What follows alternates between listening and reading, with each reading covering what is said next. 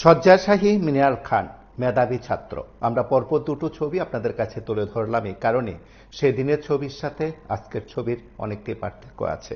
শিক্ষক হওয়ার স্বপ্ন ছিল, আজ স্বপ্ন যেন দুঃস্বপ্নে পরিণত হলো।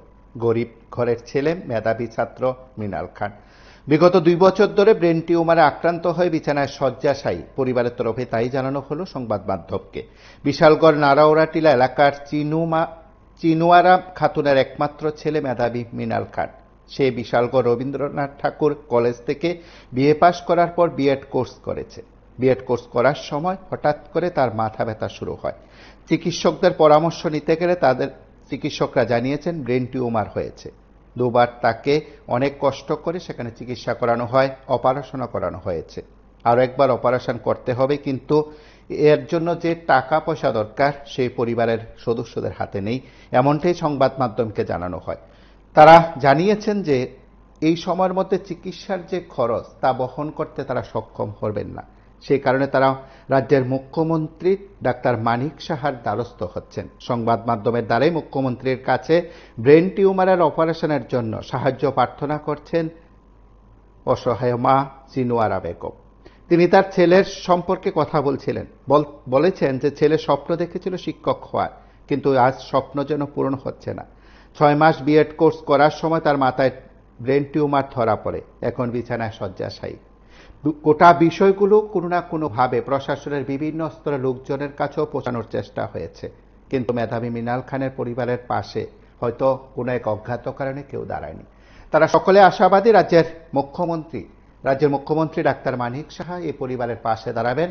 কার্যত মুখ্যমন্ত্রী ডাক্তার মানিক সাহার দ্বারস্থই হয়েছেন তারা সংবাদ মাধ্যমের মুখোমুখি হয়ে। আমরা মিনালের মা এবং পরিবার পরিজনরা কি বলছেন আমরা একবার শুনব। মিনালে তো বিএ পাস করছে, বিএ পাস করানোর পরে বিএড করাইছি, আর 6 মাস বাকি আসলো বিএডটা কমপ্লিট হওয়ার। তো হঠাৎ করে মাথা জিবি নিয়ে 2 বার করে অপারেশন করছি। ওখানে কইছিল আবার 3 বার অপারেশন করতাম। আমি টেহার সমস্যা লাগে আমি আর পারতাছি না। 2বারে একবার অক্ষম হয়ে গেছি, হের বাবু নাই, বাবা নাই না। আমি একলা নিজেই নির্ভর করে কাজ করে সেটা নিয়ে করছি। আপনি কি কাজ করেন এমনিতে? আমি রেস্টুজে কাজ করি আর কি। কাজ করেন? এত পড়াশোনা খুব ভালো আছিল। হ্যাঁ, 50% উপরে, মানে 90% পর্যন্ত মার্ক আসছে। আপনি কোন সুযোগ সুবিধা পাইছেন নি? না, কোন সুযোগ সুবিধা কোনো ইয়ার থেকে পাইছেন? আয়ুষ্মান কার্ড আছে আপনি? হ্যাঁ আছে। পাইছেন নি? আয়ুষ্মান কার্ডে কিছু কিছু পাইছি, পাইছি না করলেও কিছু কিছু পাইছি। আচ্ছা, এখন আরেকটা অপারেশন করার বাকি আছে। ওই আমার ছেলে ওখানে বিছনাতে ফাউসা বিছনাতে পাহে না, হে হাত ফাও কিছু লড়াই দিতে পারে না, কথা বলতে পারে না। তারপরে কইছিল জিমের ডাক্তারে কইছিল 3য় নম্বর অপারেশনটা করলে হে ঠিক হইব। তো প্রথম অপারেশনের সময় হেরে মাথা থেকে একটা 5 ডে রাখছে। 5 ডে যা সমস্যা হন করতেছে, ওখানে 5 ডে করানোর লাগে অপারেশনটা আমি করতে পারি। টাকার লেগে পারতেছে না? টাকার লেগে আমি পারতেছি না। আপনার নাম কি? আমার নাম চিনুয়ারা বেগম। কোন জায়গায় আপনার বাড়ি? নারোরা। নারোরা। মিনালের এখন বিছনাতে আছে না? হ্যাঁ, মিনালে একদম হাত হয়ে লাগছে, কথা কইতে পারেনি? না না, কিছু কই একটু আপনি বুঝেননি, মানে কি কইতেছে? কিছু কইতে বুঝি না, কিন্তু মুখে তো বলতে পারে না। আপনি খাওয়া দাওয়া করে? খাওয়া দাওয়া এইটা জুস করে করে একটু একটু খাওয়াইয়া রাখতেছি। আপনি আর পারতেছেন না? আর পারতেছি না, আমি একদম অক্ষম হয়ে গেছি। কোন সুযোগ সুবিধা যদি পান, মানে সরকার থেকে আশা রাখেননি? হ্যাঁ, আমার ছেলে সুস্থ, আমি আশা রাখুম না। আমি তো চিকিৎসা আছে, আমি টাকার দুর্বল, আমি চিকিৎসা করতে পারি না।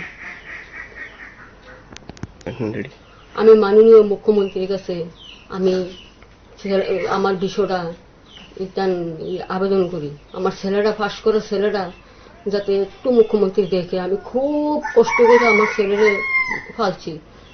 বাবা ছোটবেলা থাকতে মারা গেছে, আমি কাজ করে করে আমি এতটুকু পর্যন্ত আনছি। কখন আমার ছেলে হাত পাও কোনো কিচ্ছু লাগতে পারে না, মা খুলে ডাক দিতে পারে না। আমার ছেলেটারে মাননীয় মুখ্যমন্ত্রী একটু দেখতো। আমি এতটুকু আবেদন মাননীয় মুখ্যমন্ত্রীর কাছে আমি আশা রাখছি, মাননীয় মুখ্যমন্ত্রী দেখবো আমার ছেলেটারে। এলাকার